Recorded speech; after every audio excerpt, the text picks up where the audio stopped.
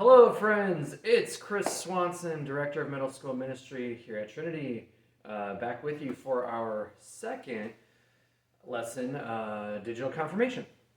So, here we are in the fireside room where our seventh graders meet, and Confirmation Redo meets on Sunday mornings. Stop on in, it's a really lovely space. We're going to continue with our theme of community building. So, activities that help us get to know one another, that bring us together and help us think about how we're all part of God's great big family. What do you need today? I'm glad you asked. You need a Bible, of course. You're going to need some blank pieces of paper, like full-size piece of paper. Favorite type of coloring, we used markers, coloring tool, markers, crayons, colored pencils, whatever is your jam. So you're gonna need that. And lastly, a light source. We've got our candle here. If open fire is not okay at home for you, you can get those little battery tea lights, or like a flashlight or a lantern or something. But we want to have this here with us lit, if that's okay. It's a reminder of the Holy Spirit among us as we learn and grow together. So I've got this hanging out in the background. And we're going to get rocking and rolling. Okay. So today, what I want you to do, I want you to take those art supplies and that piece of paper, give yourselves 10 to 20 minutes, and we're going to call it a license plate. So you can draw that how you want. But your instructions on the license plate, have it say what you want it to say, draw pictures or write the words of things that describe you, or it's like an about you thing. Like, what do you like to do? What are you in? Where have you gone? Where have you been? Like, what makes you you, so that if somebody saw that license plate, they would know. They would go, hey, it's you. And you're in that thing, and you do that thing, and you like this, okay? I'm going to give you some time to do that, and I have a couple examples to show you in just a moment. All right. So, happy creation. I'll see you in a few. Bom. Hey, welcome back. Okay, I want to see your finished license plate. Here are two examples. So, this one, you can see it says run, and it's Minnesota. It's got the cross country. So this one is like literally the Minnesota license plate. Kind of cool.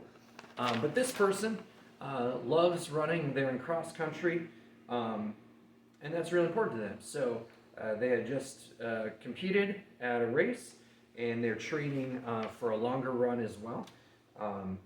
So I think that's pretty cool. They've got some waves. They've got the state of Minnesota. It's something that they really enjoy. That's pretty easy. This one says soccer is awesome.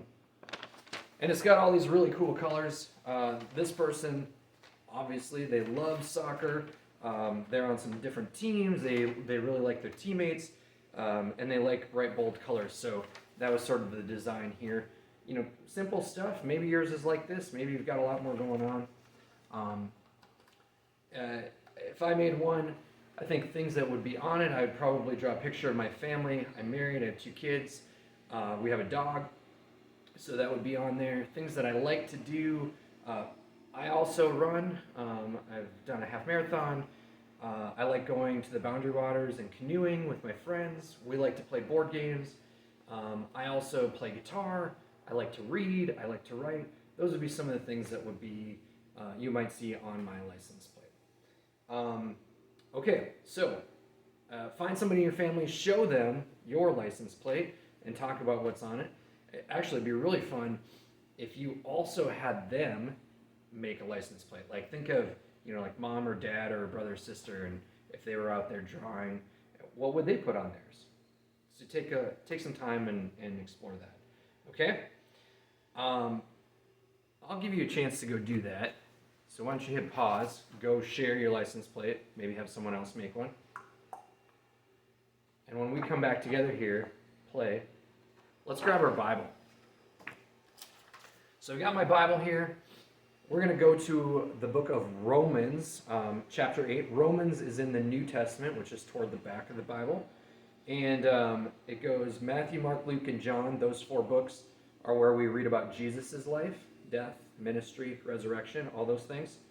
And then we have the book of Acts, which is like part 2 of after Jesus, what did the people do, the early believers, the first people to form communities and churches. And then you get this cool book that's called Romans, where Paul wrote a letter to the people in Rome. Okay? So, chapter 8, here you can see in our gray Collaborate Bible, chapter 8 in the book of Romans. And we're trying to find verse 22 to 28. I'm not going to read all this. It's very short, but you should read the whole thing. And what I want you really to hear, though, is this. We know that all things, I guess we're getting the floor clean, like right now. We know that all things work together for good for those who love God, who are called according to his purpose. Hear that one more time. I'm going to come a little closer. Sometimes you got to ad-lib, right? We know that all things work together for good for those who love God, who are called according to God's purpose.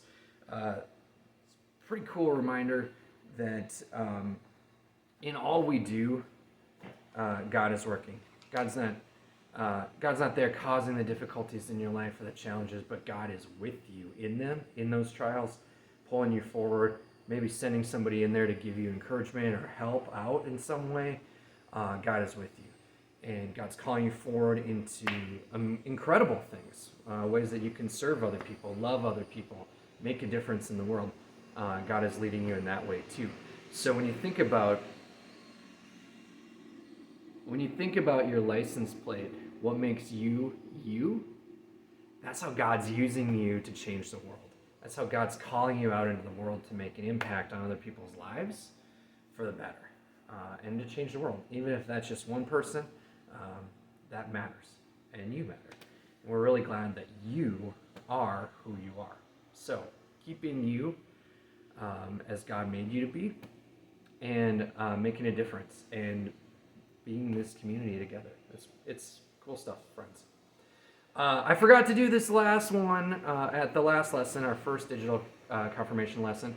But before we close, I want you to share around your candle time, share your high and low of the week. And also, here's a tricky one, okay? I want you to share your God sighting. So how have you seen God or experienced God this past week? Super quick, my low and my high and my God sighting.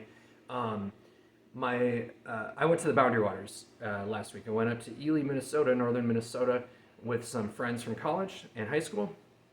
And we ran the Ely Half Marathon, and we camped for 2 days, and then we went on a 3-day, 2-night canoe trip.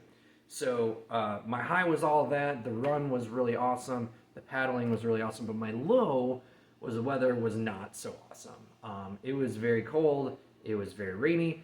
And the lowest of lows was we got hailed on, you guys. We got hailed on in the Boundary Waters. Both like the cute Dippin' Dot size hail where you're like, oh, adorable. And then like marble size hail where you're like, I think I lost my ear or my knuckle.